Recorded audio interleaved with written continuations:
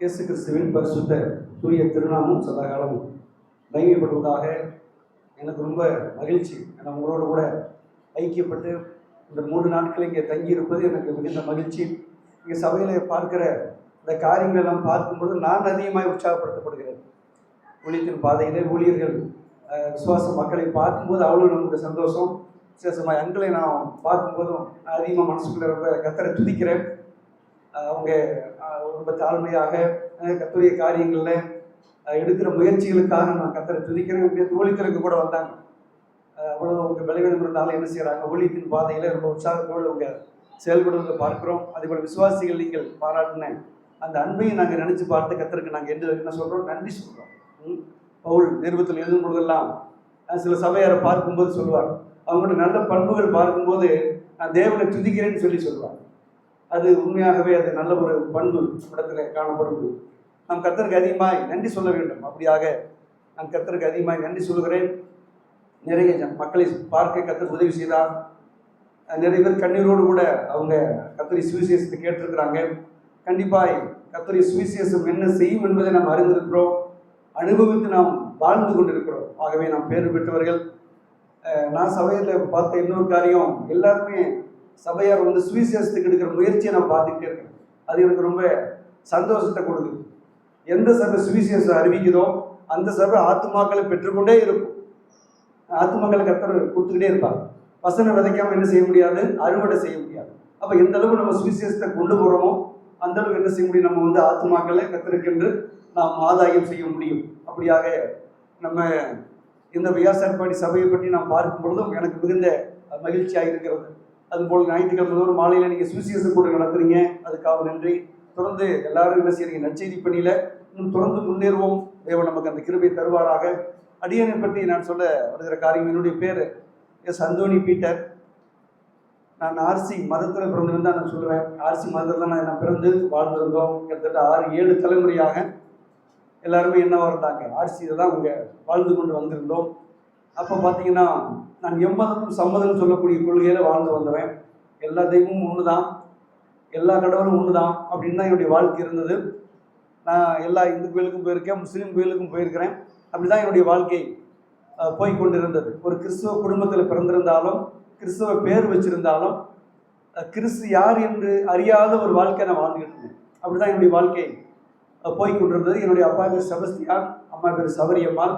என் கூட பிறந்தவங்க மொத்தம் 5 பேர். நான் தான் வீட்டில் கடைக்குட்டி. எனக்கு மூத்த ஒரு அண்ணன் இருக்காரு, 3 அக்கா இருக்கிறாங்க. நான் தான் வீட்டில் கடைசி பிள்ளை. அப்பா என்னை ரொம்ப அதிகமாக நேசிப்பாங்க, நல்ல அன்பு கூர்ந்து என்னை வளர்த்தாங்க. அப்படிப்பட்ட சூழ்நிலை தான் பார்த்தீங்கன்னா நான் ஆண்டவரை அறியாதபடி தான் என்னுடைய வாழ்க்கை இருந்தது. தேவன் என்னை அற்புதமாய் சந்தித்தார். மணப்பாறையில் ஊழியம் செய்யக்கூடிய தேவ ஊழியர் மாடசாமி அவர்கள் மூலமாக தேவன் என்னை நம்முடைய நற்செய்தியை கொண்டு என்னை சந்தித்தார். கிட்டத்தட்ட என்னை அவர் 2 ஆண்டுகளாக தொடர்ந்து சந்திச்சுக்கிட்டு இருந்தார். பார்த்தீங்கன்னா நான் எல்ஐசி முகவராக நான் என்ன பண்ணிக்கிட்டு இருந்தேன், வேலை பார்த்துக்கிட்டு இருந்தேன். அப்போ அந்த டைமில் மணப்பாறையில் ஒரு நண்பர், சிஎஸ்ஐ நண்பர் ஒரு கடை வச்சுருந்தார், டெய்லர் கடை. அவங்க மனைவி டீச்சராக ஸ்கூலில் வேலை பார்த்துக்கிட்டு இருந்தாங்க. அவரும் எங்கள் ஊரில் குடியிருந்தார். மணப்பாறை டவுனில் கடை வச்சுருப்பார்.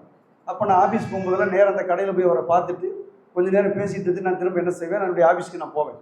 அப்போ பார்த்தீங்கன்னா அந்த ஊழியக்காரர் ஐயா மாடசாமி இங்கே வருவார். அப்படி வரும்பொழுதெல்லாம் முத என்கிட்ட கைப்பறியை கொடுத்தார். ஆண்டவரை பற்றின கைப்பறியை கொடுத்து, இது இயேசு ஆண்டவரை பற்றின காரியங்கள் படித்து பாருங்கன்னு சொல்லி என்கிட்ட கொடுக்கும்போது நான் என்ன பண்ணேன், அதை வாங்கி அவர் முன்னே அந்த பெரிய டேபிள் இருக்கும், இந்த டெய்லர்லாம் கட் பண்ணி வெட்டுவாங்களே பெரிய டேபிள் இருக்கும், அது முன்னே விட்டு வீசி எறிஞ்சிட்டேன். இதெல்லாம் எங்கிட்ட சொல்லாதீங்க, நாங்களாம் பிறவியிலேயே கிறிஸ்தவங்க, எங்களுக்கு சொல்ல வேண்டிய அவசியம் இல்லை, இங்கே போய் யாருக்கிட்டையாவது மற்றவங்கள்ட்ட போய் சொல்லுங்கன்னு சொல்லி நான் என்ன பண்ணேன், முதல்ல நான் எதிர்ப்பு தெரிவித்து அங்கேருந்து நான் கடைக்கு போயிட்டேன். அப்போது அதாவது நான் அது வரைக்கும் பார்த்தீங்கன்னா பைபிள் படித்ததே கிடையாது. அரசியல் பிறந்திருந்தாலும் கூட நான் பைபிள் படித்தது கிடையாது. இயேசு சாமி ஏன் சிலுவைக்கு போனான்ற விஷயம் எனக்கு தெரியாது, அந்த ரகசியம் எனக்கு தெரியாது. இப்படி தான் என்னுடைய வாழ்க்கை போய் கொண்டிருந்தது. அப்புறம் அவர் என்னை பார்க்கும்போதெல்லாம் வணக்கம் வைப்பார். அப்போ நான் தமிழ் கலாச்சாரம் என்னது, பதிலுக்கு வணக்கம் வைக்கணும் இல்லையா, முதியவங்களை என்ன செய்யணும், மதிக்கணும். அப்போ நான் என்ன பண்ணுவேன், வணக்கம் வச்சுட்டு கிளம்பி போயிடுவேன். இவங்க மதமாட்டம் வர்றாங்க, இவங்ககிட்டயே நம்ம பேசிக்கிட்டு என்ன பண்ணுவேன், அப்படியே நான் கடந்து போயிடுவேன். பார்த்தா வணக்கம் வச்சுட்டு நான் போயிடுவேன். இப்படி தான் போயிட்டு இருந்தேன். கிட்டத்தட்ட ஒரு 2 ஆண்டுகள் என்னை தொடர்ந்து அவர் பார்க்கும்போதெல்லாம் வணக்கம் வச்சுட்டு இருப்பார். அப்புறம் நான் பார்த்தீங்கன்னா 10வது படிக்கும்போது எனக்குள்ள ஒரு கேள்வி இருந்துச்சு. என்ன கேள்வின்னா, அநேகர் மறிக்கிறத நான் பார்த்துருக்குறேன். என் கூட படித்த சில நண்பர்கள் கூட இறந்து போனதை நான் கேள்விப்பட்டேன். அப்போது எனக்கு ஒரு கேள்வி வந்தது. அப்போ நம்மளும் ஒரு நாள் மறிப்போம் இல்லையா? மறிச்ச பண்ண இந்த உயிர் எங்கே போகுங்கிற கேள்வி எனக்குள்ளே இருந்துச்சு. அந்த கேள்விக்கான பதிலை நான் தேட ஆரம்பித்தேன். ஆனால் யாருமே எனக்கு என்ன செய்யலை, அந்த பதிலை சொல்லலை. சொன்ன பதிலும் பார்த்தீங்கன்னா என்ன திருப்திப்படுத்தலை. அப்போ தான் இந்த கேள்வியை நம்மளை ஃபாலோ பண்ணிட்டு இருக்காரு ஒரு ஊழியக்காரர், அவர்கிட்ட இந்த கேள்வியை நான் கேட்டேன். இப்போ கேட்டபோது அப்போ தான் முத என்கிட்ட பைபிள் எடுத்து கொடுத்து இந்த வசனத்தை வாசிங்கன்னு சொன்னார். யோவான் 14:6 வாசிச்சிருக்கேன். யோவான் 14:6 எல்லாம் தெரிஞ்ச வசனம் தான். யோவான் 14:6 இந்த வசனத்தை வாசிங்க.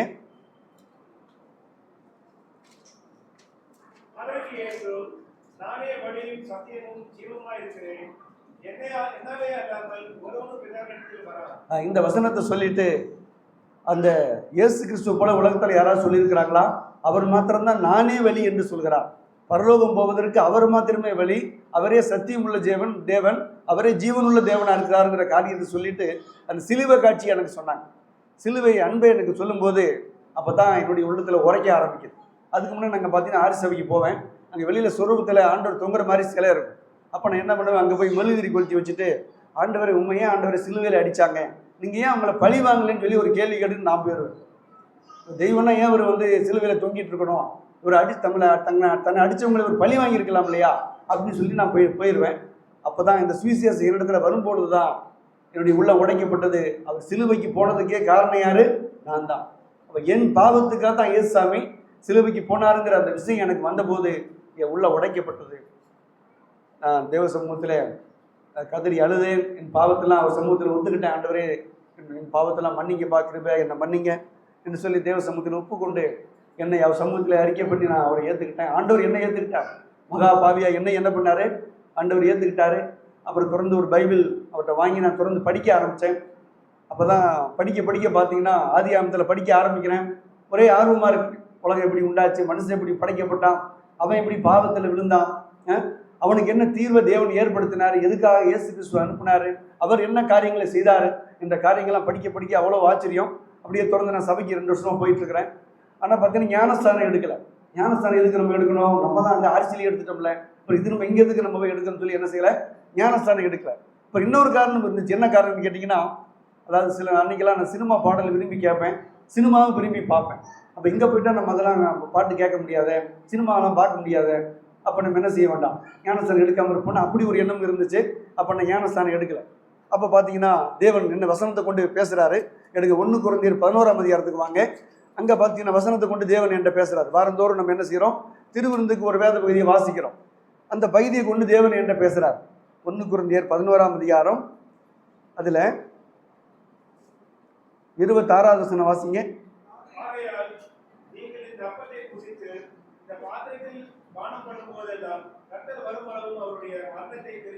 பார்த்தீங்களா, இந்த வசனம் வாரந்தோறும் நம்ம சபையில் வாசிப்போம். இப்போ இந்த வசனம் வாசிக்கும் போது கர்த்தர் என்கிட்ட பேசுகிறார். நீ என்னை ஏற்றுக்கிட்ட, என் பிள்ளையா இருக்கிற, நீ ரட்சிக்கப்பட்டாத்து, நீ என்ன ஞானஸ்தானம் எடுக்காமல் இருக்கிற, அப்போ நீ திருவிருந்தில் ஏன் பங்கெடுக்காமல் இருக்கன்னு சொல்லி ஆண்டவர் கேட்குறார். அப்போ நீ ரட்சிக்கப்பட்ட நீ திருவிருந்தில் பங்கெடுக்க அவர் ஒழுங்கு வச்சிருக்காரு. என்ன ஒழுங்கு வச்சிருக்கிறாரு? நம்ம ஞானஸ்தானத்து மூலமாக என்ன செய்யணும், அவரை பற்றி நம்ம சாட்சி கொடுக்கணும். உலகத்துக்கும் சபைக்கு நம்ம என்ன செய்கிறோம், சாட்சி கொடுக்குறோம் அப்படின்னு சொல்லி அந்த காரியங்கள் இருந்த பொழுது உடனே ஆண்டவர் சமூகத்தில் நான் என்ன பண்ணேன், ஆண்டவரே நான் ஞானஸ்தானத்துக்கு கீழ்ப்படிமான்னு சொல்லி என்ன பண்ணேன், ஞானஸ்தானத்துக்கு நான் ஒப்பு கொடுத்தேன். அப்போது இந்த மாதம் நம்ம சபைக்கு ஒரு விசேஷமான மாதம் இல்லையா? என்ன விசேஷம்? சபை உருவாகி 32 முடிஞ்சு 33வது வருஷத்துக்குள்ளே வந்திருக்கிறீங்க. அப்போ நான் ஞானஸ்தானம் எடுத்த தேதி பார்த்தீங்கன்னா 7/7/2007 அன்றைக்கி இங்கே தான் நான் ஞானஸ்தானம் எடுத்தேன். அப்போது திருவாரூரில் ஊழி செய்யக்கூடிய எல்லாரங்கன்னு சொல்லுவோம், ராஜேந்திரனங்கள் தான் எனக்கு அந்த நாளில் ஞானஸ்தானம் கொடுத்தாங்க. அதுக்கு இதுக்கடையில் பார்த்தீங்கன்னா என்னுடைய சாட்சியான வாழ்க்கையை கண்டு என் மனைவி என்ன பண்ணாங்க, அவங்களும் ஆண்டவரை ஏற்றுக்கிட்டாங்க. அதுக்கு முன்னே பார்த்தீங்கன்னா உலக பிரகாரம் நான் வாழ்ந்தபோது ரொம்ப கோவப்படுவேன். மனைவி மேலே கோவப்படக்கூடிய நாட்கள் உண்டு, மனைவியை அடித்த நாட்கள் உண்டு. ஏதாவது கோவம் வந்து அடிச்சு விடுவாங்க. அப்போது கர்த்தரை ஏற்றுக்கிட்ட பிறகு பார்த்தீங்கன்னா எனக்குள்ளே வந்த மாற்றத்தை அவங்க பார்த்தாங்க. அதாவது கர்த்தருக்கு முன்னாடி, ஆண்டவரை ஏற்றுக்கு முன்னாடி என்னுடைய வாழ்க்கை எப்படி இருந்துச்சு, ஆண்டவரை ஏற்றுக்கொண்டு வந்த பிறகு என் வாழ்க்கை என் மனைவி கண்ட பின்னால் அவங்க என்ன பண்ணாங்க, இவர் போகிற பாதை தான் சரியான பாதை, இவர் ஆராதிக்கிற தேவன் தான் உண்மையான தேவன் என்ன பண்ணாங்க, அவங்களும் ஆண்டவரை ஏற்றுக்கிட்டாங்க. அப்போது 2 பேரும் பார்த்தீங்கன்னா 2007ஆம் ஆண்டு நாங்கள் என்ன செய்யறோம், குடும்பமாக நானும் என் மனைவியும் ஞானஸ்தானம் பெற்றோம். அப்புறம் ஞானஸ்தானம் எடுத்த பிறகு தொடர்ந்து சபைக்கு போகிறோம். கர்த்தரை பற்றி அதிகமாக வாஞ்சை இருக்குது, வேதத்தில் அழியணுங்கிற வாஞ்சை. தொடர்ந்து நாங்கள் சபைக்கு போயிட்டு இருக்கிறோம். ஆண்டவர் என்கிட்ட பேச ஆரம்பிக்கிறாரு. அதுக்கடுத்து பார்த்தீங்கன்னா தேவன் தம்முடைய ஊழியத்திற்கு என்ன செய்கிறாரு, என்னை கூப்பிடுறாரு. அது வசனத்து மூலமாக தான் அவர் கூப்பிட்டாரு. நீதிமொழிகள் 24ஆம் அதிகாரத்துக்கு வாங்க. அதில் ஒரு வசனம் இருக்குது. அந்த வசனத்தை கொண்டு தான் தேவன் என்னை தம்முடைய ஊழியத்துக்கு அழைச்சார். நீதிமொழிகள் 24வது அதிகாரம் வசனம் 11, 12 வாசிக்கலாம்.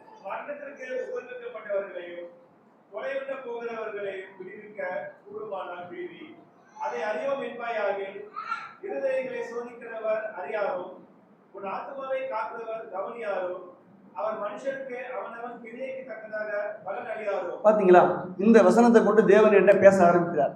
நீ என்னை பத்தி தெரிஞ்சுக்கிட்டா என் பிள்ளையா இருக்க சந்தோஷம். ஆனா இன்னைக்கு எவ்வளோ மக்கள் என்னை பத்தி அறியாம இருக்கிறாங்களே, அவங்கெல்லாம் மரணத்துக்கு நியமிக்கப்பட்ட மக்களா இருக்கிறாங்களே, அவங்கெல்லாம் நரகம் தானே போவாங்க. அப்ப அவங்களுக்கு போய் நீ சுவிசேஷத்தை சொல்லு, நற்செய்தி போய் அவங்களுக்கு சொல்லு. அப்பதானே அந்த நற்செய்தி தானே அவங்களை காப்பாற்றும், சுவிசேஷம் தானே அவங்களை காப்பாற்றும். அப்ப என் வேலைக்கு வான்னு சொல்லி கர்த்தர் கூப்பிடும்போது நான் சொன்னேன், ஆண்டவரே இதுக்கு நான் தகுதி கிடையாது, இதுக்கு நான் தகுதி கிடையாது. எனக்கு நிறைய கடமைகள் இருக்கு, எனக்கு பொறுப்புகள் இருக்கு. இப்போ பிள்ளைகளை பார்க்கணும், குடும்பத்தில் வீட்டில் அப்பா அம்மா இருக்காங்க, அவங்கள பார்க்கணும். நான் இதுக்கு தகுதியில் நான் என்ன பண்ணேன், மறுக்க ஆரம்பித்தேன். தள்ளி போட்டுக்கிட்டு இருந்தேன். நான் அதாவது ஊழியத்துக்கு வருவதை என்ன பண்ணேன், தள்ளி போட்டுக்கிட்டு இருந்தேன். ஆனால் இந்த வசனத்தை கொண்டு தேவன் திரும்ப திரும்ப என்கிட்ட பேசிக்கிட்டே இருக்கார். நீ ஊழியத்துக்கு வா, மரணத்துக்கு ஒப்புவிக்கப்பட்டவர்களையும் கொலையின் போர்களையும் விடுவிக்க கூடுமானால் விடுவி. எதை கொண்டு அவங்களை விடுதலை பண்ண முடியும்?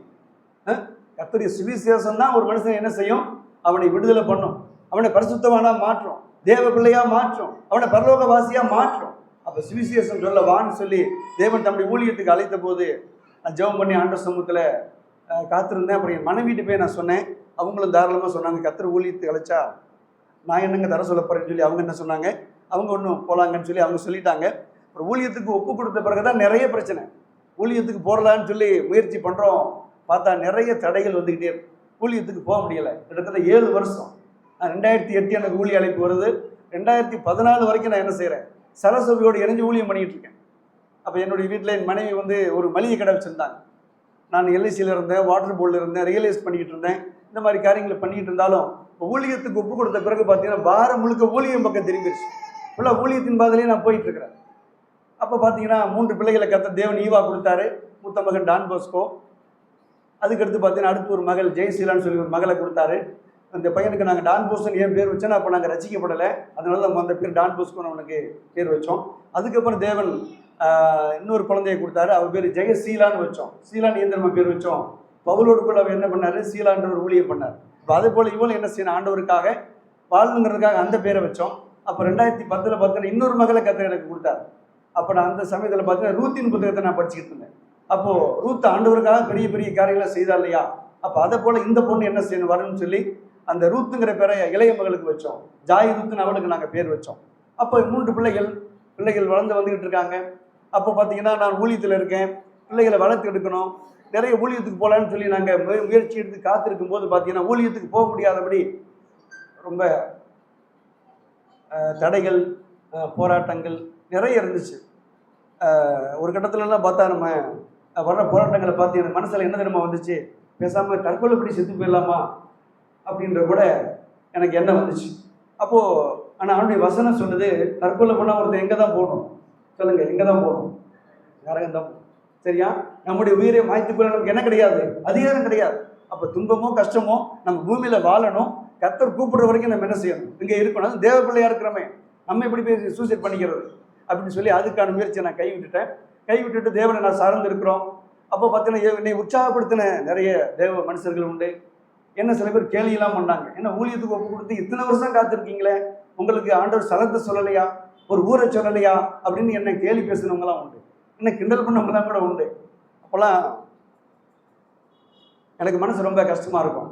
ஆண்டவர்கிட்ட போய் தனியாக போய் அழுதுருக்கிறேன், ஆண்டவரே என்னை ஊழியத்துக்கு அழைச்சது நீங்கள் தானேப்பா, எனக்கு ஒரு இடத்த காமிங்க, என்னை நீங்கள் கொண்டு போகன்னு சொல்லி நான் கண்ணீர் கொண்டு கூட பல முறை நான் அழுத நாட்கள் உண்டு. அப்போ இப்படி இருக்கிற சமயத்தில் பார்த்தீங்கன்னா அப்போ ஊழியத்துக்கு போகணும், இங்கே பெரிய நெருக்கடி, பிள்ளைகள் குடும்பம் அப்படி காரியங்கள் இருக்கிறது. அப்போ நான் ஒரே முடிவில் உறுதியாக இருந்தேன், ஆண்டவர் நீங்கள் என்னை அழைச்சது நீங்கள் தான், உங்களுடைய வசனத்தின் மூலமாக என்னை ஊழியத்திற்கு அழைச்சிருக்கீங்க. அந்த ஊழியத்தில் கனிகளும் காணப்பட்டது. அங்கே சலசுபையில் உழைக்கும் போது ஆத்துமாக்களின் தேவன் கொண்டு வந்து சேர்த்துக்கிட்டு இருந்தார். மக்களை பார்க்குறவங்களாம் போய் எப்படியாவது சுவிசேஷம் சொல்லிடுவேன். போய் மக்களை போய் பார்த்து கர்த்தருடைய அன்பை சொல்வதில் தேவன் அதை பயன்படுத்தி வந்தார். அப்புறம் கடைசியில் போராட்டம் வந்தபோது பார்த்தீங்கன்னா, கடைசியாக நான் ஆண்டவர்கிட்ட சொன்ன ஒரு ஜெபம், ஆண்டவரே நான் ஊழியத்துக்கு போவேன்னு நினைக்கிறேன், நான் விரும்பாத ஒரு பட்டணம் அந்த பட்டணம் தான். எந்த பட்டணம்? மணப்பாறை. அங்கே உள்ள கிராமங்கள் எனக்கு இருக்க விருப்பமே கிடையாது. ஆண்டவர் என்னை வெளியில் ஒரு இடத்துக்கு கொண்டு போங்க, சபை இல்லாத தாலுக்கா கொண்டு போங்கன்னு சொல்லி நான் என்ன பண்ணேன், ஜெபம் பண்ணேன். அரியலூருக்கு போகலான்னு ஜெபம் பண்ணேன். அப்புறம் குளித்தலைக்கு போகலான்னு ஜெபம் பண்ணேன். இப்படி நிறைய கிராமங்களை அந்த தாலுக்காக்களை சொல்லி ஜெபம் பண்ணிக்கிட்டு இருந்தேன். ஆனால் எங்களுக்கு கதவு திறக்கப்படவே இல்லை. ஒரு 7 ஆண்டுகள் அப்படியே போயிடுச்சு. எங்களுக்கு ரொம்ப மனசோர்வாக இருந்தது. அப்போ கடைசியாக கர்த்தரை நான் ஜெபம் பண்ணேன், ஆண்டவரே நீங்கள் என்னை ஊழியத்துக்கு அழைச்சது நீங்கள் தான், அந்த உறுதி எனக்கு இருக்கிறது. அப்போது நீங்கள் என்னை அழைச்சது உண்மைன்னு சொன்னால் என்ன செய்யுங்க, என்னை ஊழியத்தில் பயன்படுத்துங்க. இல்லைன்னா என்னை நீங்கள் என்ன செய்யுங்க, என்னை நீங்கள் உங்களுடைய சமூகத்துக்கு அழைச்சிக்கன்னு சொல்லி நான் என்ன பண்ணேன், ஆண்டவர்கிட்ட நான் ஜெபம் பண்ணேன். அப்போது தேவன் அந்த ஜெபத்தை கேட்டார். பாதி தான் கேட்டார். என்னங்க ஜெபத்தில் என்ன கேட்டார்?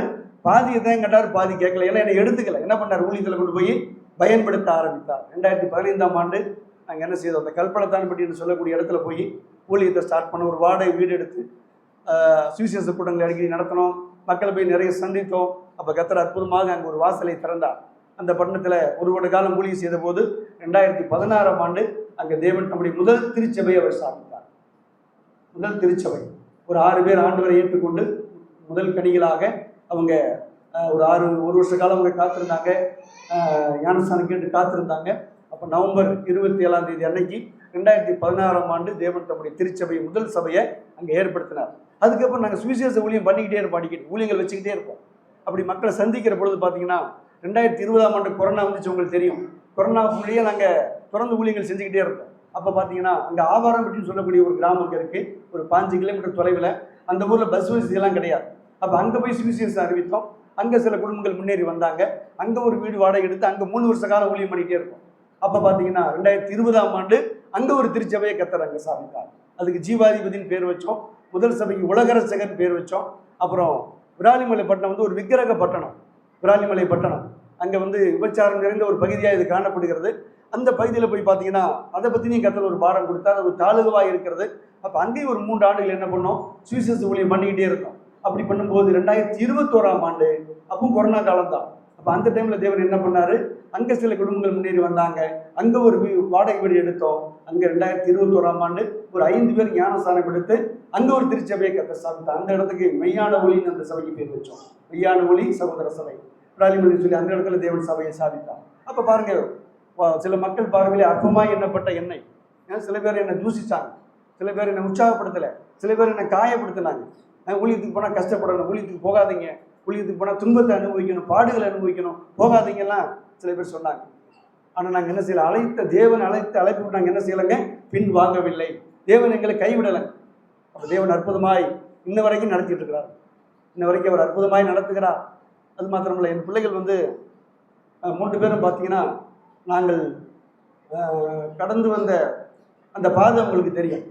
நாங்கள் பட்ட அந்த கஷ்டங்கள் உங்களுக்கு தெரியும்.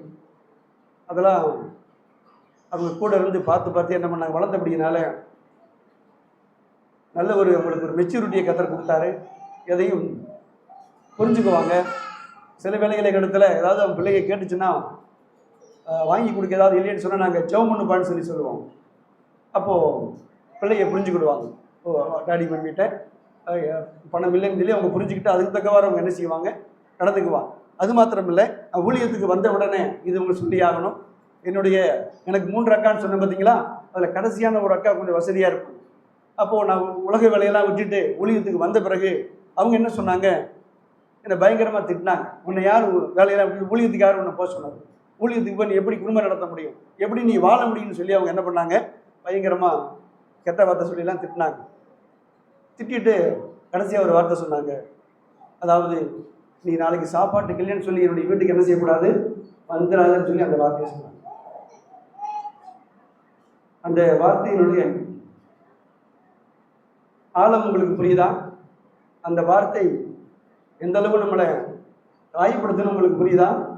அப்போது நான் சொன்னேன், என்னை அழைத்த தேவன் உண்மை இல்லவ, நான் ஜீவனுள்ள தேவனுக்கு நான் ஊழியம் செய்கிறேன். அப்போ என் தேவன் என்னை ஒரு நாள் என்ன செய்ய மாட்டார், வைக்கப்பட விட மாட்டார் என்று நான் சொன்னேன். அப்போது அன்றிலிருந்து இன்றைய வரைக்கும் நாங்கள் ஊழியத்துக்கு வந்த நாள் முதல் இந்நாள் வரைக்கும் தேவன் எங்களை என்ன செஞ்சுட்டு இருக்கிறாரு? அவர் ஆதரித்து வருகிறார், எங்களை போஷித்து வருகிறார், எங்களுக்கு நிறைய ஆத்மாக்களை அவர் தந்துக்கிட்டே இருக்கிறார். ஒவ்வொரு ஊழியத்தையும் அவர் வெட்கப்பட விடுவதில்லை. ஊழியம் செய்யும் போதெல்லாம் ஒரு ஆத்மாக்கள் கிடைக்கும். பார்த்தீங்களா? அப்போ மனிதர்கள் நம்ம அற்பமாக நினைக்கலாம், அதை பற்றி நான் கோலப்படுறதே கிடையாது. அப்போ தொடர்ந்து அந்த ஊழியத்தை செய்கிறபடினாலே கர்த்தர் மட்டும் என்ன செய்கிறாரு? ஆத்துமாக்களை தர்றாரு. வெளியேறப்பட்ட ஆத்துமாக்களை பெற்றிருக்கிறோம். அடுத்து என்னுடைய பையனை சின்ன பிள்ளைகளை நாங்கள் ஊழியத்துக்கு அர்ப்பணித்தோம். கர்த்தர் கொடுத்த இந்த மகனை ஊழியத்துக்கு கொடுப்போம்னு சொல்லி நாங்கள் ஊழியத்துக்கு ஒப்பு கொடுத்தோம். தொடர்ந்து அவனும் படிச்சுக்கிட்டே இருந்தான். நாங்கள் ஊழியம் வைக்கும் போது அவனை லீவ் போட்டு வந்துடுவான். அப்புறம் பார்த்தீங்கன்னா +2 முடித்த உடனே நேராக அவனை ஸ்டூவர்ட் பைபிள் காலேஜில் அவனை சேர்த்தோம். அங்கே வெற்றிகரமாக 3 ஆண்டுகள் முடித்து இப்போ முடிச்சு 2 வருஷம் ஆச்சு. இப்போ எங்கோடு கூட என்ன செய்கிறார்? அவர் ஊழியத்தில் அவர் பயணிக்கிறார். சென்ற ஆண்டு நவம்பர் மாதம் தான் அவர் என்ன செய்தார்? நாங்கள் ஊழியத்திற்கு சபையாக பிரதிஷ்டை பண்ணோம். இப்போ அவர் அநேக இடத்துல என்ன செய்கிறாரு? அவர் பயன்படுகிறார். சில பேர் என்ன கேட்டாங்க, நீங்கள் தான் ஊழியத்துக்கு போயிட்டீங்க, ஏன் உங்கள் பையனையும் ஊழியத்துக்கு அனுப்பணுமா அப்படின்னு கேட்டாங்க.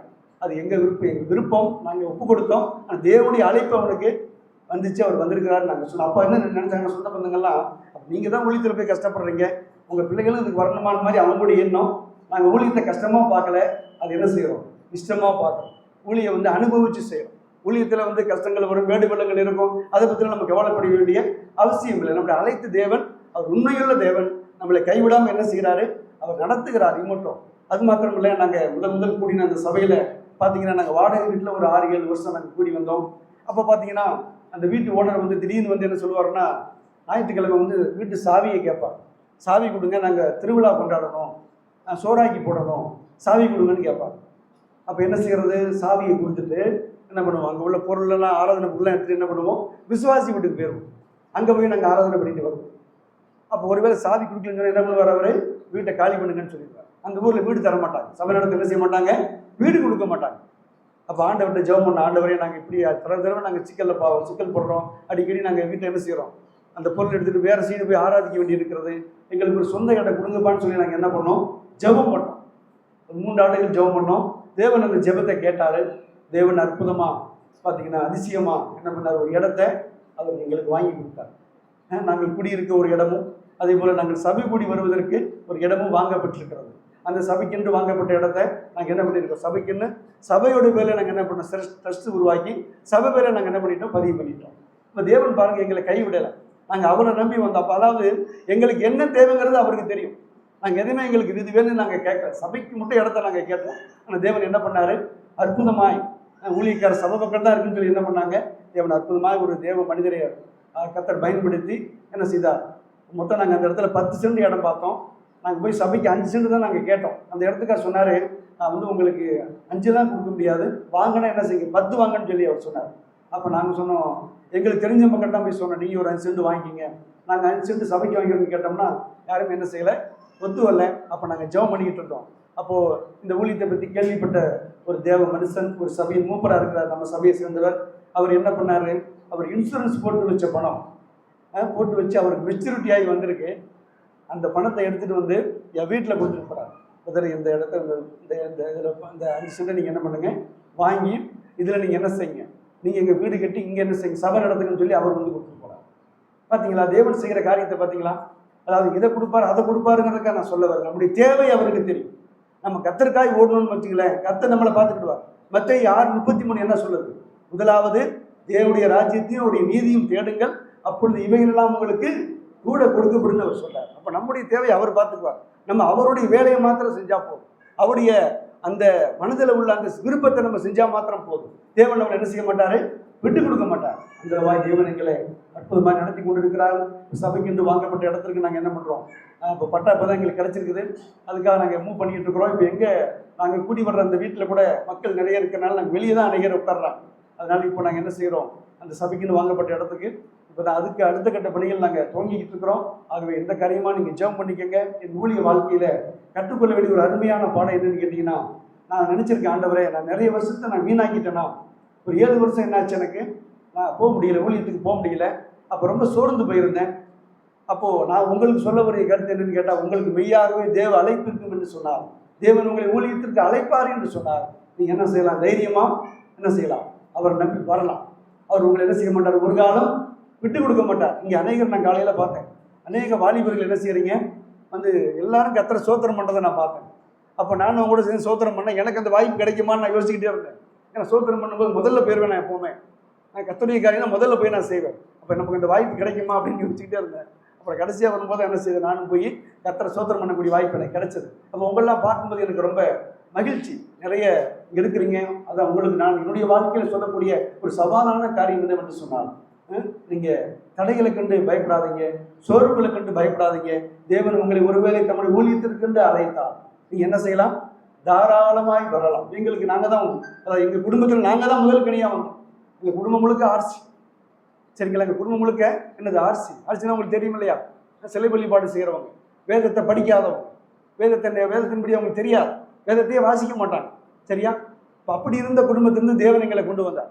இன்னைக்கு எங்களை தேவன் கைவிட்டாரா? எங்களை கைவிடவே இல்லை. எங்களை அற்புதமாய் நடத்துகிறார். எங்களுடைய கண்ணீரை அவர் பார்க்கிறார். எங்களோட கூட இருந்து அவர் போஷித்து நடத்துகிறார். இப்போ என்ன இந்த கேள்வி கேட்டாங்க பார்த்தீங்களா, எங்கள் அக்கா பின்னாடி வந்து என்கிட்ட மன்னிப்பு கேட்டாங்க.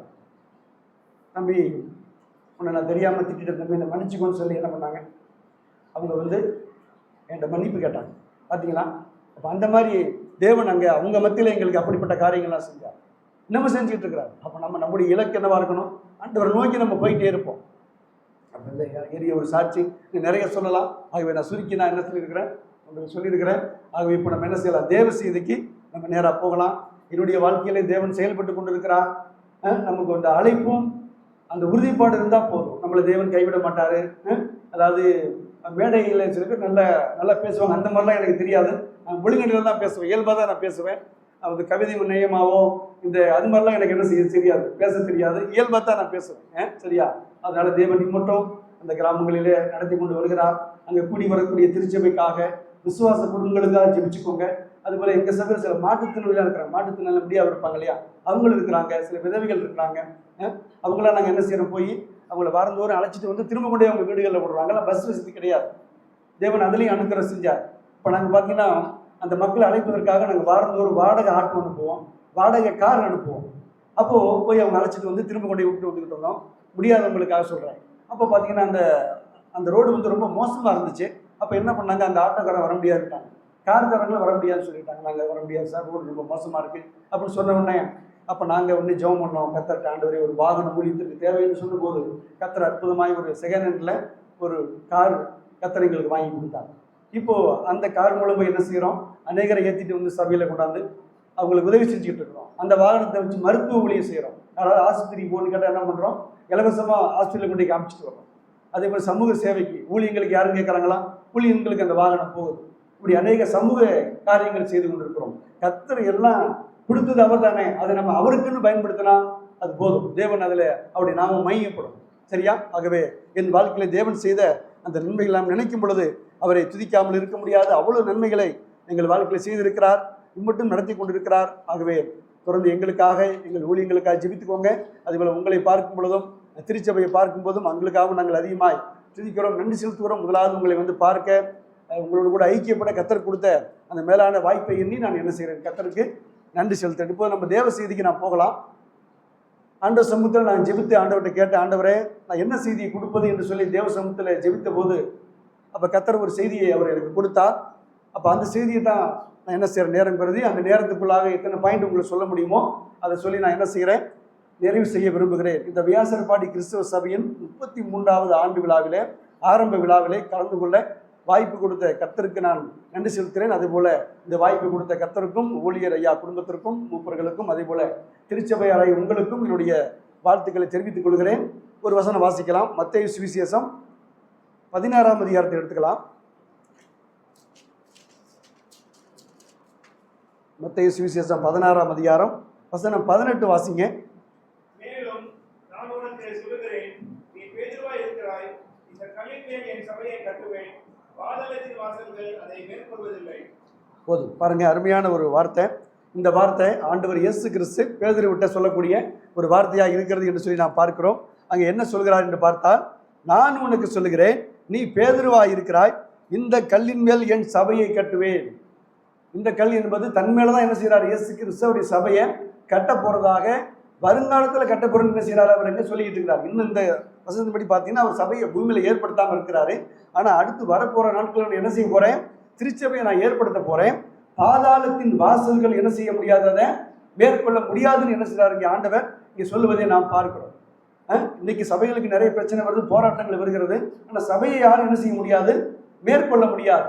அப்படியாக இங்கே நான் பார்க்கிற வேளையிலே தேவன் இங்கே சொன்ன கர்த்தர், சபையை கட்டுவேன் என்று சொன்ன கர்த்தர் தம்முடைய முதலாவது சபையை எங்கே அவர் கட்டுகிறார் என்று பார்த்தால், எடுங்கள் அப்போஸ்தலர் நடவடிக்கைகள் 2ஆம் அதிகாரத்துக்கு வந்தீங்கன்னா அங்கே தம்முடைய திருச்சபையை அங்கே மத்தேயு 16 சொன்னவர் இங்கே அப்போஸ்தலர் 2ஆம் அதிகாரத்திலே தம்முடைய திருச்சபையை அவர் ஸ்தாபிப்பதை நாம் இங்கே பார்க்கிறோம்.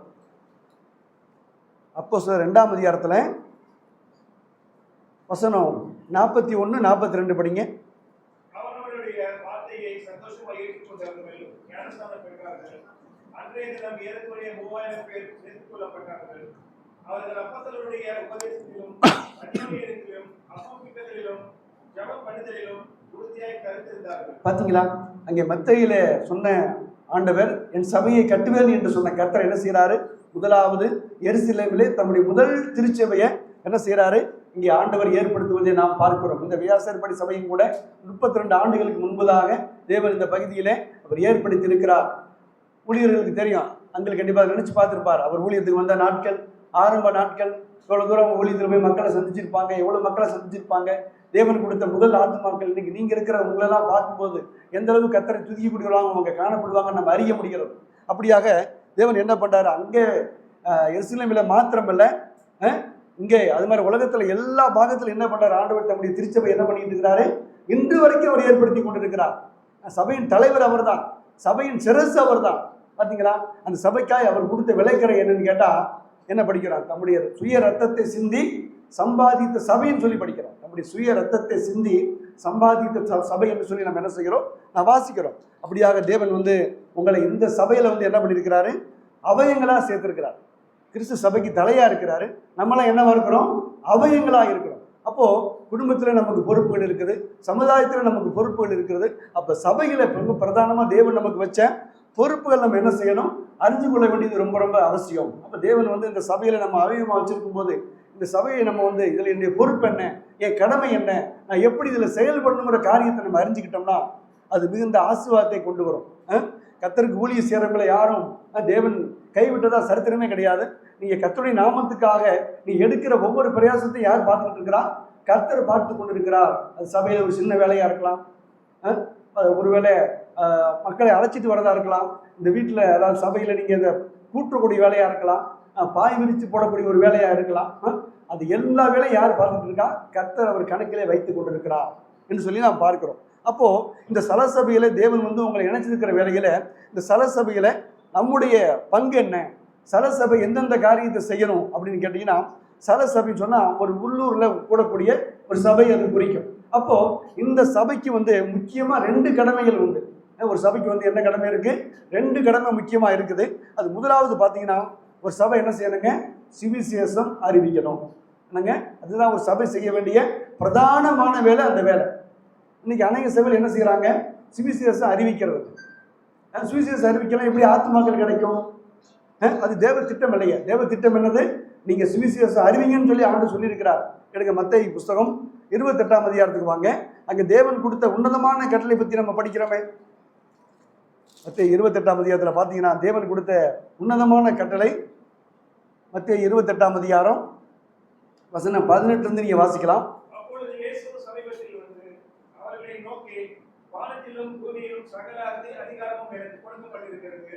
ஆகையால் நீங்கள் புறப்பட்டு போய் சகல ஜாதிகளையும் சீஷராக்கி பிதா குமாரன் பரிசுத்த ஆவியின் நாமத்திலே அவர்களுக்கு ஞானஸ்நானம் கொடுத்து, நான் உங்களுக்கு கட்டளையிட்ட யாவையும் அவர்கள் கைக்கொள்ளும்படி அவர்களுக்கு உபதேசம் பண்ணுங்கள். இதோ உலகத்தின் முடிவு பரியந்தம் சகல நாட்களில் நான் உங்களுடனே கூட இருக்கிறேன் என்றார். பார்த்தீங்களா, அருமையான தேவன் நம்முடைய ஆண்டவர் சொன்ன அருமையான ஒரு கட்டளை. அப்போ இது ஊழியக்காரர்களுக்கு மாத்திரம்தான் பொருந்துமா, கர்த்தருடைய பிள்ளைகள் எல்லாருக்கும் இது பொருந்தும். அப்போ சொல்லாரு, வானத்திலும் பூமியிலும் எனக்கு சகல அதிகாரம் இருக்கிறது, சர்வ அதிகாரம் இருக்கிறது. நீங்கள் என்ன பண்ணுங்க, நீங்கள் புறப்பட்டு போய் சகல மக்களையும் போய் சொன்னீங்க, அவங்களை என்ன செய்யுங்க, சுவிசேஷம் மூலமாக சுவிசேஷம் அவங்களுக்கு சொல்லுங்க.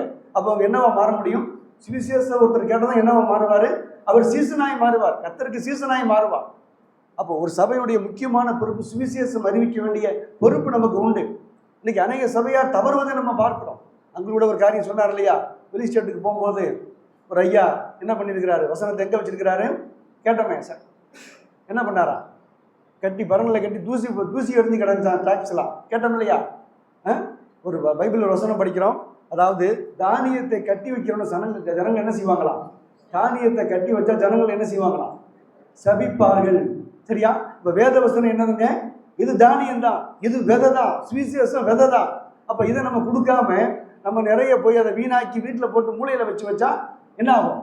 இப்போ நாங்கள் அடிக்கடி கிராம ஊழியை வைக்கும்போது பார்த்தீங்கன்னா, நாங்கள் திருவிழா ஊழியமும் வைக்கிறோம், மல்டிப்பட்டின்னு சொல்லக்கூடிய அந்த ஒரு திருவிழாவில். அப்போ பார்த்தீங்கன்னா நிறைய ஊழியக்காரங்களை கூப்பிட்டு நாங்கள் போய் ட்ராக்ஸ் எல்லாம் கொடுப்போம். அப்போ கொடுக்கும்போது சில பேர் வந்து சொல்லுவாங்க, பிரதர் சில பேர் வாங்கிட்டு கீழே போடுறாங்கன்னு சொல்லுவாங்க. அப்போ நான் சொல்லுவேன், நம்முடைய கடமை என்னதுங்க, கொடுக்க வேண்டியது நம்முடைய கடமை. ஜெபத்தோடு நம்ம கொடுக்குறோம், மீறி கீழே போட்டு அதுக்கான விளைவை யார் சந்திப்பாங்க, அவங்க தான் சந்திக்கணும். நம்ம அதை பற்றி என்ன செய்ய வேண்டாம், நம்ம கவலைப்பட வேண்டாம், நம்ம கொடுக்க வேண்டிய வேலையை செய்வோம். அப்போ கொடுக்காம வீட்டில் வச்சுக்கலாமா வசனத்தை, சுவிசேஷ டாக்ஸ் வீட்டில் வச்சுக்கலாமா சொல்லுங்க, வீட்டில் வச்சுக்கலாமா டாக்ஸை? அது ரொம்ப கஷ்டமாக போயிடும். அப்போ தேவன் வந்து நம்மளை விதைக்க சொல்கிறார், வசனத்தை விதைக்க சொல்கிறார். அப்போ நம்ம விதைக்க வேண்டிய வேலை நம்முடைய வேலை. நம்ம யோவானில் படிக்கிறோம், ஒருவன் என் வசனத்தை கேட்டு அது கீழ்ப்படியாமல் போனால் அந்த வசனம் தான் என்ன செய்யும், அவங்கள நியாயம் தீர்க்கும் வேதத்தில் படிக்கிறோம். அப்போது நம்முடைய கடமை வந்து என்னதுங்க, ஒரு சபையினுடைய முக்கியமான கடமை என்னவென்று சொன்னால், அந்த சபை என்ன செய்யணும், சுவிசேஷம் அறிவிக்கணும். அப்போ முதலாவது பார்த்தீங்கன்னா, இந்த சுவிசேஷம் அறிவிக்கக்கூடிய பொறுப்பை கர்த்தர் யார்கிட்ட கொடுத்தாரு, பேதுருவிட்ட கொடுத்தார். அப்போ பேதுரு முதலாவது என்ன செய்கிறார், சுவிசேஷம் பெந்தெகோஸ்தே நாளில் அறிவிக்கிறாரு. அப்படி அறிவிக்கும் போது முதல் சபை என்ன செய்யுது, அங்கே உருவாகிறது. அதுக்கப்புறம் பார்த்தீங்கன்னா என்ன செய்கிறாரு, அவர் சீசர்கள், அதாவது புறஜாதிக்கு என்ன செய்கிறார், அவர் போய் அவர் சுவிசேஷம் அறிவிக்கிறார். அப்படி அறிவிக்கும் போது பார்த்தீங்கன்னா அங்கேயும் மக்கள் ரசிக்கப்படுறாங்க. அப்போது அங்கே கொடுக்கப்பட்ட அந்த சுவிசேஷம் இன்னைக்கு நம்ம கையில் வந்திருக்கு. இன்னைக்கு உங்களுக்கு எனக்கு சுவிசேஷம் தெரியும், மக்களை காப்பாற்றக்கூடிய நற்செய்தி நம்ம கையில் இருக்குது. இன்னைக்கு எவ்வளோ மக்கள் நரகத்தை நோக்கி அழிஞ்சு போயிட்டு இருக்கிறாங்க. அந்த நேரத்தில் நம்ம ஒன்றும் செய்யாமல் நம்ம சுவிசேஷம் அறிவிக்காமல் இருந்தால் அது பெரிய தவறு இல்லையா? நம்ம சிந்திச்சு பார்க்கணும். இன்றைக்கி அநேக சபைகளில் ஆத்துமாக்கள் ஏன் குறையுதுன்னு கேட்டிங்கன்னா, அந்த சபையில் ஊழியங்கள் இல்லை, ஊழியம் செய்ய மாட்டேங்கிறாங்க, நற்செய்தி பணிக்கு போக மாட்டேங்கிறாங்க. அப்போ அதனுடைய விளைவு என்னங்க, சபையில் ஆத்துமாக்கள் இருக்காது.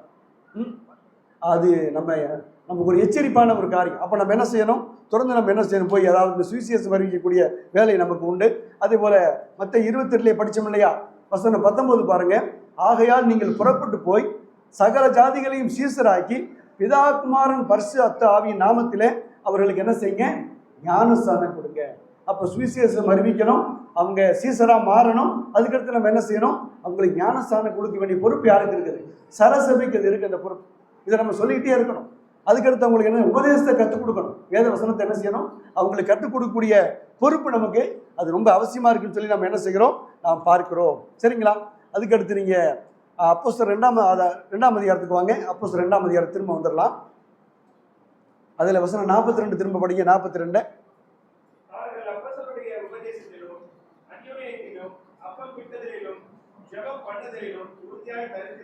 பார்த்தீங்களா? இங்கே சொல்லும்போது அந்த முதல் சபை ஆதி சபை கை கொண்ட 4 காரியங்களை பற்றி நம்ம படிக்கிறோம். இப்போ நம்ம சபையில் அதை கரெக்டாக கை கொண்டு வர்றோம். நம்ம விதரன் திருச்சபை என்ன செய்கிறாங்க, அதை சரியாக கை கொண்டு வருவதை நம்ம பார்க்கிறோம். என்னவென்று சொன்னால் பாருங்கள், அந்த அவர்கள் என்று சொல்லும்போது ரட்சிக்கப்பட்ட அந்த ஆதி சபை என்ன செய்து பாருங்கள், அப்போஸ்தலருடைய உபதேசம் என்பது நமக்கு தெரியும். எது அப்போஸ்தலருடைய உபதேசம் என்று அழைக்கப்படுகிறது, எது அப்போஸ்தலருடைய உபதேசம்? புதிய ஏற்பாட்டில் பகுதி இருக்கு இல்லையா, எதுலேருந்து, ரோமர்லேருந்து இது வரைக்கும் யூதா அது வரைக்கும் நிருபங்கள் என்று அழைக்கப்படுகிறது, கடிதங்கள் என்று அழைக்கப்படுகிறது. அதில் சொல்லப்பட்ட காரியத்தை நம்ம என்ன செய்யணுங்க, கருத்தாய் கை கொள்ள வேண்டியது சபையினுடைய அடிப்படை காரியம். அப்போ அதான் அவங்க சொல்கிறார். அப்போ அவருடைய அப்போஸ்தலருடைய உபதேசத்திலும் அதுக்கடுத்து அந்யோன்யங்கிறது எதை குறிக்கும், அந்யோன்யங்கிறது சகோதர சிநேகத்தை குறிக்கும். சபையில் இருக்க பார்த்தீங்களா, எல்லாரும் நம்மளாம் யாராக இருக்கிறோம், நம்மளாம் சகோதர சகோதரிகள். அதாவது சகோதரன் என்ன தெரியுமா அர்த்தம், சக உதிரம் என்ற அர்த்தம். நம்மளாம் பல்வேறு சூழ்நிலை பிறந்து வளர்ந்தவங்க, நம்மளாம் ஒன்றா இணைச்சது யாருங்க, கர்த்தராகி இயேசு கிறிஸ்து என்ன பண்ணி நம்மளை என்ன பண்ணியிருக்கிறாரு, ஒன்றா கொண்டு வந்து இணைச்சிருக்கிறாரு. அப்போது அந்த அந்யோன்யம் என்று சொல்லும் பொழுது அந்த சகோதர சிநேகம் காணப்பட வேண்டும். சபைக்குள்ளே பார்த்தீங்கன்னா அந்த சகோதர சிநேகம் இருக்கணும், ஒருத்தர் நேசிக்கணும், ஒருத்தர் மேலே ஒருத்தர் அன்பாக இருக்கணும். ஒருவேளை ஒரு குடும்பம் ஒரு கஷ்டத்தின் பாதையில் போக நம்ம என்ன செய்யணும், அவங்களுக்கு போய் நம்ம உதவியாக இருக்கணும். அவங்க தானே எங்கேயும் போயிட்டு பண்ணி நம்ம என்ன செய்யக்கூடாது, விட்டுறக்கூடாது. அப்போ சபையில் நம்ம என்ன செய்யணுங்க, ஒருத்தர் நேசிக்கணும். ஒரு குடும்பம் துன்பத்தில் போகுதா நம்ம போய் ஆறுதல் படுத்துவோம், ஒரு குடும்பம் கஷ்டமாக போகுதா நம்ம போய் என்ன செய்வோம், ஆறுதல் படுத்துவோம். அவங்க துக்கமாக இருக்காங்க, நம்ம என்ன செய்யணும், போய் அவங்க துக்கத்தில் நம்ம பங்கெடுக்க வேண்டிய பொறுப்பு. அதுதான் அந்த வசனம் குறிக்கிறது. அதே போல் 3வது காரியம் என்ன போட்டிருக்கு, அப்பம் விற்குதல். இங்கே நம்ம காலையில் அப்பம் விட்டோம். நம்ம ஜீவன் உள்ளவரை என்ன செய்யணுங்க? இந்த காரியத்தை செஞ்சுக்கிட்டே இருக்கும். நான் சொன்னேன் இல்லையா, ஒன்று கொஞ்சம் நான் சொன்ன பார்த்தீங்களா, என்னுடைய வாழ்க்கையில் ஞானஸ்தானத்துக்கு நடத்தின வசனம் அந்த வசனம் தான். சரியா? அப்போது நம்முடைய வாழ்க்கையில் நம்ம அப்பம் விற்குதல் என்றைக்குமே என்ன செய்யக்கூடாது? விட்டு விடக்கூடாது. இன்னைக்கு அநேகர் பார்த்தீங்கன்னா சொந்த பந்தங்கள் பாருங்கள், ஏதாவது ஃபங்க்ஷன் வச்சுருப்பாங்க, ஒரு காரியம் வச்சுருப்பாங்க. என்னைக்கு வைப்பாங்க? அவங்க ஞாயிற்றுக்கிழமை தான் வைப்பாங்க. அன்றைக்கி வச்சுட்டு என்ன பண்ணுவாங்க? நீங்கள் அவசியம் வாங்க வைப்பாங்க. நம்மளும் என்ன பண்ணுறோம்? கத்தரை புறம் சொல்லி என்ன செஞ்சிடறோம்? அந்த காரியத்துக்கு முக்கியத்துவம் கொடுத்து நம்ம போயிடுறோம். பிரியமான தேவஜனை அப்படி நம்ம போகக்கூடாது. என்ன செய்யணும்? நான் வந்து கத்தரை போய் ஆராதனை மட்டும் வந்து நான் என்ன செய்கிறேன்? வர்றேன்னு சொல்லி நம்ம சொல்லணும். அப்படி நம்ம சொல்லுவோம் என்று சொன்னோம், அதுதாங்க நல்ல விசுவாசம். அதான் உண்மையான விசுவாசம். சரியா? அப்போ நம்ம எத்தனை முறை பார்த்தீங்கன்னா உலக காரியத்துக்காக நம்ம சபையை ஆராதனையை அலட்சியப்படுத்தியிருக்கோம். அப்பம் விற்குதலை விட்டு நம்ம உலக காரியத்துக்கு நம்ம போயிருக்கிறோம். யோசிச்சு பாருங்கள். அப்போ இங்கே பார்க்கும்போது மூணாவது அவங்க செய்த காரியம் அப்பம் விற்குதல் அவங்க பண்ணாங்க. அதுக்கடுத்து என்ன பண்ணாங்க? ஜெபம் பண்ணுதல் அவங்க அந்த சபையில் காணப்படுது என்று பார்க்குறோம். கண்டிப்பாக ஜெபம் நம்ம ரொம்ப ரொம்ப அவசியம். அது சபையாக பண்ணக்கூடிய ஜெபம், தனி ஜெபம், குடும்ப ஜெபம்னு சொல்லி நிறைய காரியங்கள் இருக்கிறது. ஆகவே அது நம்ம கருத்தாய் கை கொள்வது ரொம்ப ரொம்ப அவசியம். இது ஆதி சபை கை கொண்ட மாதிரி நம்ம இப்போ கை கொண்டு இருக்கிறோம். அது வரைக்கும் ரொம்ப சந்தோஷம். அதே போல் நீங்கள் அப்போஸ்தலர் 2ஆம் அதிகாரத்தில் வசனம் 44 வாசிங்க. 44.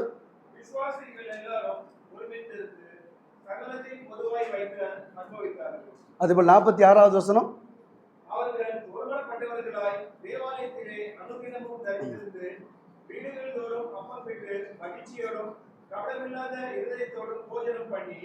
அடுத்த வசனம்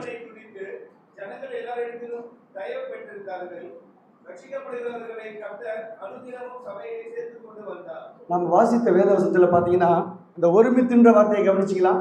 ஒருமித்துன்னு வருது கவனிச்சிக்கலாம். அந்த ஒருமனப்பாடு நமக்கு ரொம்ப ரொம்ப அவசியம். ஒருமனப்பாடு தான் நமக்கு அவசியம். ஒருமனப்பாடு நிறைய காரியங்களை தேவனிடத்தில் நம்ம என்ன செய்ய முடியும்? பெற்றுக்கொள்ள முடியும்.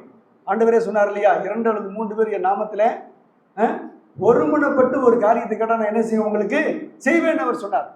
அப்போது நம்ம சபையில் நம்ம இருக்கிறோம், அவயங்களாக இருக்கிறோம். நமக்குள்ள ஒருமனப்பாடு ரொம்ப ரொம்ப அவசியம். சாத்தான் வந்து என்ன பண்ணுவான்? ஒருமனப்பாட்டை குலைக்க முயற்சி பண்ணுவான். சில பிரச்சனையை கொண்டு வர முயற்சி பண்ணுவான். சபை வளரும் போது, சபை பெருகும் போது என்ன ஆகுங்க? பிரச்சனையை கொண்டு வர முயற்சி பண்ணுவான். அப்போ நம்ம என்ன செய்யணும்? சாத்தானுக்கு எதிர்த்து நிற்கணும். அப்போ நம்ம என்ன செய்யணும்? ஒருமனப்பாட்டை காத்துக்கணும். அப்போ ஒருமனப்பாட்டை காத்துக்கிட்டிங்கன்னா என்ன செய்யும்? ஒருமனப்பாடு ஒற்றுமை உள்ள சபையாக இந்த சபை காணப்பட்டது. எருசலேம் சபை ஒருமனப்பாடு ஒற்றுமை உள்ள சபையாக இந்த ஆதி சபை காணப்பட்டது.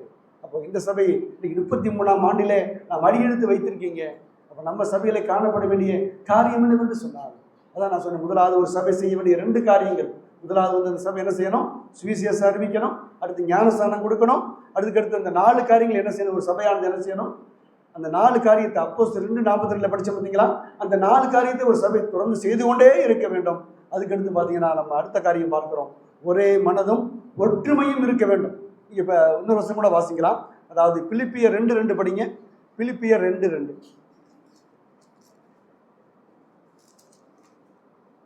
நீங்கள் ஏக சிந்தையும் ஏக அன்புள்ளவர்களாய் இருந்து இசைந்த ஆத்துமாக்களாய் ஒன்றையே சிந்தித்து என் சந்தோஷத்தை நிறைவாக்குங்கள். இங்கே பவுல் பிலிப்பு சபையாருக்கு சொல்லும்போது அவருக்கு எது சந்தோஷம் சொல்லி அவர் சொல்றாரு? எது சந்தோஷமா சொல்லுங்க? எது சந்தோஷம் சொல்றாரு? ஒரே சிந்தையா இருக்குங்கிறார். நீங்கள் ஒரே சிந்தையும், ஏகன்னா ஒரேன்னு அர்த்தம். ஒரே சிந்தையும் ஒரே அன்புள்ளமாய் இருந்து இசைந்த ஆத்மாக்களாய் ஒன்றையே சிந்தித்து என் சந்தோஷத்தை என்ன செய்யுங்க? நிறைவாக்குங்கன்னு சொல்றார். கொரிந்து சபையை பற்றி படிக்கிறேன். கொரிந்து சபையில் அங்கே என்ன காணப்பட்டது? பிரிவினை காணப்படுதுன்னு படிக்கிறோம். அங்கே என்ன பிரிவினை? அங்கே ஹீரோயிசம் உள்ள வந்துச்சு. என்ன வந்துச்சுங்க? அங்கே ஹீரோயிசம் உள்ள வந்துச்சு. நான் அப்போலோவை சேர்ந்தவன், நான் பவுலை சேர்ந்தவன். என்னங்க பிரிவினை அங்கே வந்ததை நம்ம பார்க்கிறோம். அப்படி நம்ம சபைக்குள்ள இருக்கக்கூடாது. எப்பவுமே என்ன செய்யணுங்க? இந்த ஒருமனப்பாடு ஒற்றுமை இருந்துன்னு சொன்னால் நம்ம என்ன செய்யலாம்? பெரிய பெரிய காரியங்களை கர்த்தருக்காக சாதிக்கலாம் என்பதில் எந்தவித சந்தேகமும் இல்லை என்று சொல்லி நாம் என்ன செய்கிறோம்? நாம் பார்க்கிறோம். அப்போது ஒரு சபை ஒருமனப்பாட்டோடு செயல்படும் பொழுது கர்த்தருக்காக அந்த சபை என்ன செய்யும்? பெரிய பெரிய காரியங்களை செய்வோம் என்பதில் எந்தவித சந்தேகமும் இல்லை. அதே போல அப்போஸ்தலர் 12:5 படிங்க. அப்போஸ்தலர் 12ஆம் அதிகாரம் 5ஆம் வசனம்.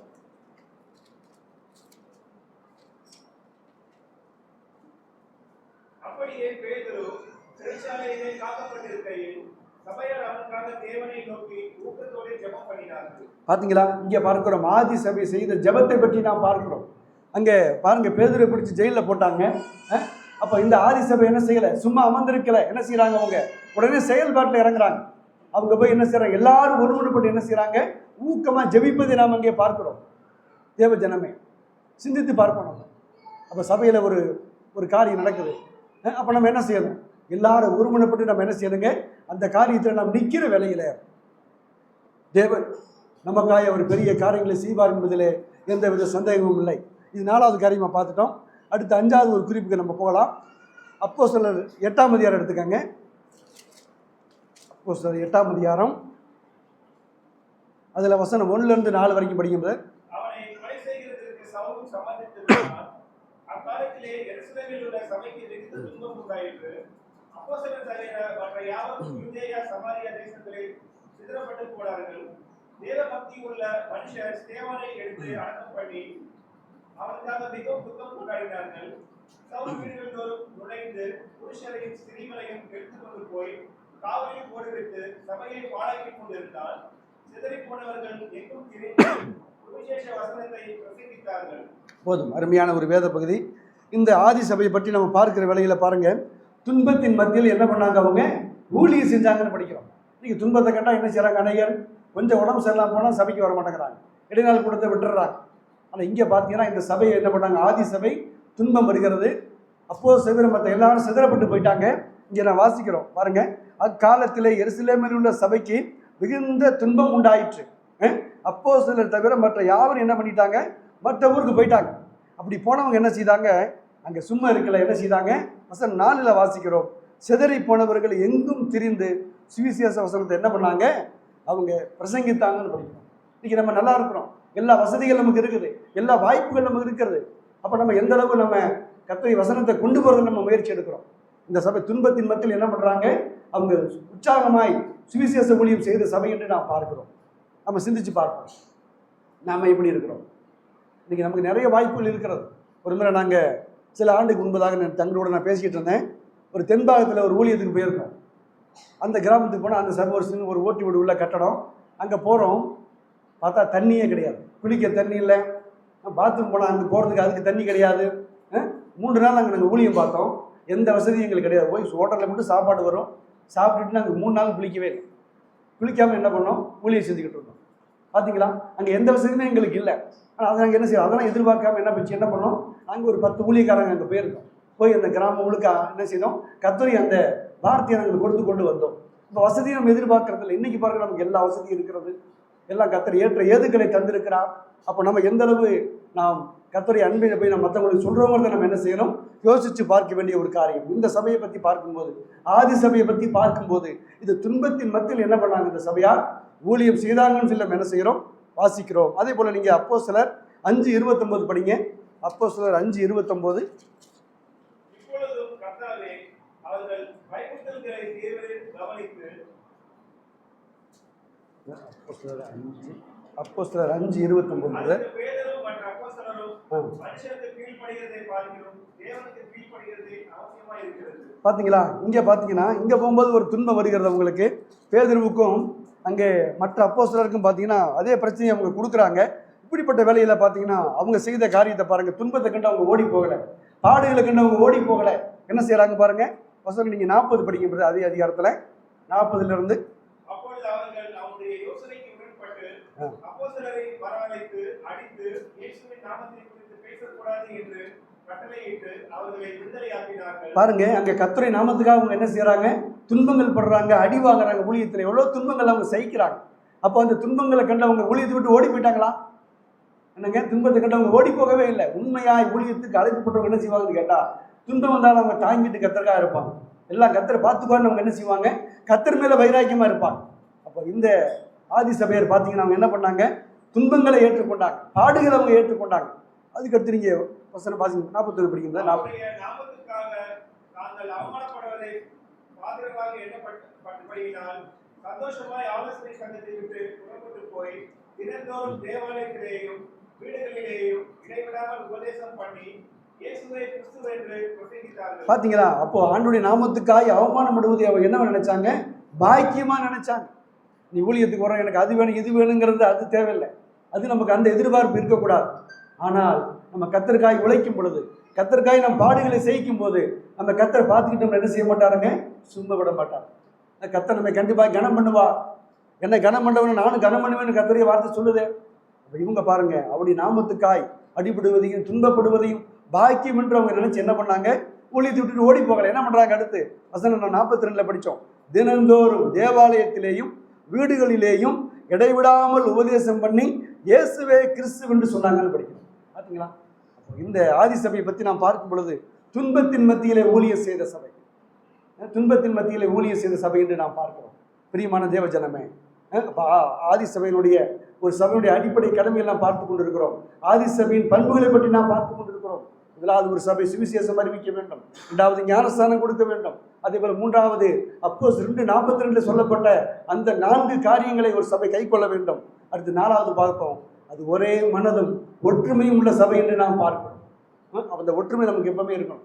இது என்னுடைய சகோதரன், இவங்க என் சகோதரி, இது ஏன் சபை என்னங்க, இந்த சபையில தேவன் என்ன அவயமா வச்சிருக்காரு, இந்த சபைக்கு நான் எப்படி பிரயோஜனமா இருக்கலாம், இந்த ஊழியங்களை நான் எப்படி நான் தாங்கலாம் அப்படிங்கிற அந்த ஒரு வைராக்கியம் நமக்கு இருந்துகிட்டே இருக்கணும். அதுக்கடுத்து நம்ம 5வது பார்த்தோம், துன்பத்தின் மத்தியில் என்னங்க இவங்க ஊழியம் செய்தாங்கன்னு நம்ம என்ன செய்தோம் நான் பார்த்தோம். அதே போல் இன்னொரு குறிப்பு பார்த்து நம்ம முடிச்சிடலாம். அதாவது அப்போஸ்தலர் 6ஆம் அதிகாரத்துக்கு வாங்க. அப்போஸ்தலர் 6ஆம் அதிகாரம், அதுல வசனம் 1ல இருந்து படிங்க பிரதர். 1ல இருந்து. அந்நாட்களிலே சீஷர்கள் பெருகின போது கிரேக்கரானவர்கள் தங்கள் விதவைகள் அன்றாட விசாரணையில் திட்டமாய் விசாரிக்கப்படவில்லை என்று எபிரேயருக்கு விரோதமாய் முறுமுறுத்தார்கள். அப்பொழுது 12 சீஷர் கூட்டத்தை வரவழைத்து, நாங்கள் தேவ வசனத்தை போதியாமல் பந்தி விசாரணை செய்வது தகுதி அல்ல. ஆதலால் சகோதரரே, பரிசுத்த ஆவியும் ஞானமும் நிறைந்து நற்சாட்சி பெற்றிருக்கிற 7 பேரை உங்களை தெரிந்து கொள்ளுங்கள். அவர்களை இந்த வேலைக்காக ஏற்படுத்துவோம். நாங்களும் ஜெபம் பண்ணுவதிலும் தேவ வசனத்தை போதிக்கிற ஊழியத்திலும் இடைவிடாமல் கருத்திருப்போம் என்றார்கள். இந்த யோசனை சபையார் எல்லாருக்கும் பிரியமாய் இருந்தது. போதும் பாருங்க, இந்த பகுதியில் நாம் பார்க்கிற வேளையில ஆதி சபையில சபை வளர்கிறது. முதலாவது 3000 பேர் ரட்சிக்கப்படுறாங்க, அடுத்து 5000 பேர் ரட்சிக்கப்படுறாங்க. அதுக்கப்புறம் பார்த்தா கணக்கு இல்லாம சீசர்கள் தொகை என்ன செய்யுது, எருசலேமில் அந்த சபையில பெருகிக்கிட்டே வருது. உடனே நம்ம நல்லா புரிஞ்சுக்கணும், சபை வளரும் போது சபை பெருகும் போது என்ன ஆகும்? கண்டிப்பா சாத்தான் என்ன செய்வான்? கிரியை செய்வான், பிரச்சனையை கொண்டு வருவான், துன்பத்தை கொண்டு வருவான், கலகத்தை கொண்டு வருவான். அப்போ பாருங்க, எந்த சபை செய்யற ஒரு அருமையான காரியம். அதாவது பிரச்சனை என்ன பண்றாங்க, உடனே என்ன செய்யறாங்க, அவங்க உடனே சரி பண்றாங்க. இன்னைக்கு அநேக சபையில பாத்தீங்கன்னா ஒரு பிரச்சனை வரும், அதை அவங்க கண்டுக்கிடவே மாட்டாங்க, அதை பத்தி அவங்க பேசவே மாட்டாங்க, அப்படியே விட்டுருவாங்க. அது சின்ன அந்த பிரச்சனை என்னவாகும், அப்படியே பெருசாக என்ன செஞ்சிருங்க, சபையே அது பாதிச்சு. ஆனா இங்க நான் பார்க்கிறோம், இந்த ஆதி சபை, இந்த எருசலேம் சபையில பாத்தீங்கன்னா ஒரு பிரச்சனை வருது. என்ன பிரச்சனை? கிரேக்கருக்கும் எபிரேயருக்கு என்ன பிரச்சனை வருது? அங்க விதவைகள் இருக்கிறாங்க, அவங்க என்ன செய்யல, விசாரிக்கல, சரியா விசாரிக்கலைங்கிற ஒரு பிரச்சனை வரும் பொழுது பாத்தீங்கன்னா பாருங்க, அவங்க அருமையா அதுக்கு தீர்வு என்ன செய்யறாங்க பாருங்க. என்ன தீர்வு செய்யறாங்க? அந்த என்ன வேலைக்காக பிரச்சனை வருது? பந்தி விசாரணை செய்யற வேலையில பிரச்சனை. உணவு அநேகர் பரிமாறதை பாத்தீங்கன்னா அது ஈஸியா நினைப்போம், அது ரொம்ப கஷ்டமான வேலைங்க. உணவு பரிமாறது எப்படி? ரொம்ப கஷ்டமான வேலை, சரியா செய்யணும் அந்த வேலையை. சொல்ல அவங்களுக்கு ஒரு வேலை சகோதரிமார்களுக்கு இங்கே தெரியும். ஒரு வேலை நம்ம அதாவது கறியெல்லாம் எடுப்பாங்க பார்த்தீங்களா, அப்போ வீட்டில் 10 பேர் இருந்தால் என்ன செய்யணும், 10 பேருக்கு என்ன செய்யணும், போகிற மாதிரி கரெக்டாக கொடுக்கணும். சபையில் ஒரு 100 பேர் இருப்பான்னு வச்சுக்கல, 100 பேருக்கு என்ன செய்யணும், 100 பேருக்கு போகிற மாதிரி கொடுக்கணும். அதை நம்ம எக்ஸ்ட்ரா பரிமாறினா என்ன ஆகிடும், அடுத்தவங்களுக்கு இல்லாமல் போயிடும். அப்போ என்ன செய்கிறோம், நமக்கு வருத்தம் வந்துடும், இவர் கிடைக்கல அவருக்கு இந்த வருத்தம் நமக்கு என்ன செஞ்சிடும், வந்துடும். அப்போ இந்த பஞ்சு விசாரிப்பு வேலை கூட என்னதுங்க, அது மேன்மையான வேலை தான். அப்போ அதுக்கு அவங்க என்ன தகுதி பார்த்தாங்க பார்த்தீங்களா? தகுதியை நம்ம பார்க்கிறோம். பாருங்க 3ஆம் வசனத்தில், பரிசுத்த ஆவியும் ஞானமும் நிறைந்து நற்சாட்சி பெற்றிருக்கிற 7 பேர் இருக்கிறார். பார்த்தீங்களா? அந்த சபையில் எவ்வளோ பேர் இருந்தாங்க நான் சொன்னேன், முதல்ல 3000 பேர், அடுத்து 5000 பேர், அதுக்கப்புறம் கணக்கு இல்லை. அவ்வளவு பேர்த்துல எத்தனை பேரை தேர்ந்தெடுக்கணுங்க? 7 பேரை தேர்ந்தெடுக்கணும். எவ்வளோ கஷ்டமான வேலை இல்லையா? யோசிச்சு பாருங்க. அப்போ அப்படி தேர்ந்தெடுத்தவங்க என்ன பண்ணாங்க, இந்த பிரச்சனையை உடனே சரி பண்ணாங்க. அப்போ ஆதி சபையை பற்றி நான் பார்க்கும்பொழுது இந்த சபை பிரச்சனையை உடனே சரி பண்ண சபையாக இருந்துச்சு. இன்றைக்கி நிறைய சபையில் நம்ம பார்க்குறோம், அவங்க இந்த பிரச்சனையை சரி பண்ண மாட்டேங்கிறாங்க. ஒரு பிரச்சனை வருதா, அதை என்ன கூப்பிட்டு வச்சு உட்கார வச்சு பேசுவோம், தப்பு பண்ணவங்களை மன்னிப்பு கேட்க வைப்போம், 2 பேரும் அனுசரித்து போவோம், அன்பாக இருப்போம், ஒருத்தர் விட்டு கொடுப்போம், மன்னிப்போம். அந்த சுவாமி இன்னைக்கு என்ன செய்ய மாட்டேங்கிறதுங்க. இன்றைக்கி அநேக சபையில் நம்ம பார்க்க முடியல. சபையில் உடைந்து போகிறது, சபைகள் பிரிந்து போகிறது. ஊழியர் செய்து ஆரம்பிக்க வேண்டிய சபையில் என்ன செய்யுதுங்க, ஊழியர் செய்து ஒரு சபை ஆரம்பிக்கப்பட வேண்டும். ஆனால் என்ன செய்யுது, இன்னைக்கு பிரச்சனைகளை பிரிஞ்சு போய் என்ன செய்யறாங்க, ஆரம்பிக்க நம்ம பார்க்கிறோம். அது தேவ விருப்பம் அல்ல, தேவ திட்டம் அல்ல. ஆகவே நம்ம இத்தனை காரியங்கள் நம்ம பார்த்துக்கிறோம். இன்னைக்கு தேவன் இந்த சபையை 33வது ஆண்டில் கொண்டு வந்திருக்கிறார். அப்போ இந்த ஆதி சபையில காணப்பட்ட அந்த பண்புகளை பற்றி நம்ம பார்த்துருக்கிறோம். அப்போ நம்ம என்ன செய்யலாம்? நம்ம ஓரளவு எல்லாமே நீங்கள் நல்ல அருமையாக இருக்கும். உங்கள் சபையை பார்க்கும்போது நான் கர்த்தரை அதிகமாக துதிக்கிறேன், கர்த்தருக்கு நன்றி செலுத்துகிறேன். இந்த கேட்ட காரியத்தில் ஒருவேளை நம்மிடத்துல குறைவுகள் காணப்படும் என்று சொன்னால் நீங்கள் என்ன செய்யணும்? குறைவுகள் ஆண்டவரே எங்களுக்கு சரி செய்யுங்கப்பா அப்படின்னு சொல்லி நம்ம தேவனிடத்தில் கேட்போம். தொடர்ந்து இந்த புதிய ஆண்டிலும் கர்த்தர் இந்த திருச்சபையை இன்னும் வர்த்திக்க பண்ணுவாராக, பெருக பண்ணுவாராக. நம்ம அநேக ஆத்துமாக்களை கொள்ளப்பொருளாய் கொடுத்து திருச்சபையை கர்த்தர் வளர்த்திருப்பாராக. இந்த வாய்ப்பை கொடுத்த கர்த்தருக்கும் திருச்சபையாருக்கும் என்னுடைய நன்றிகளை தெரிவித்துக் கொள்கிறேன். தேவனுடைய நாம மாத்திரம் சதா காலமும் மையப்படுவதாக. ஆமென்.